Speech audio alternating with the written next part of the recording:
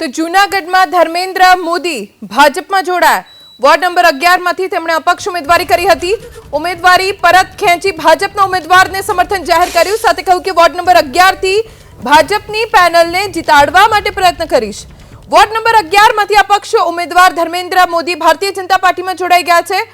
ધર્મેન્દ્ર મોદી ભાજપમાં જોડાતા પહેલું નિવેદન તેમનું આવ્યું કે વોર્ડ નંબર 11 થી ભાજપની આખી પેનલ જીતે તેવા મારા તરફથી પ્રયત્ન રહેશે। तो जूनागढ़ मनपानी चूंटणीमां कांग्रेस उम्मीदवार महिपत बसियाए वांधो उठाव्यो छे। वोर्ड नंबर 9 ना भाजप उम्मीदवार आकाश करमटानी उम्मीदवारी सामे वांधो छे। भाजप उम्मीदवार आकाश करमटानी उम्मीदवारी रद्द करवानी તેમણે માંગ કરી। एससी एसटी માં હોવા છતાં ओबीसी માં ફોર્મ ભર્યું હોવાનો કોંગ્રેસ ઉમેદવારે દાવો કર્યો। થોડા સમય પહેલા એટ્રોસિટી કેસમાં एससी एसटी નો દાખલો રજૂ કર્યાનો પણ દાવો કરવામાં આવ્યો છે। આકાશ કરમટા પાસે બે અલગ-અલગ દાખલા હોવાની કોંગ્રેસના ઉમેદવારે રજૂઆત કરી।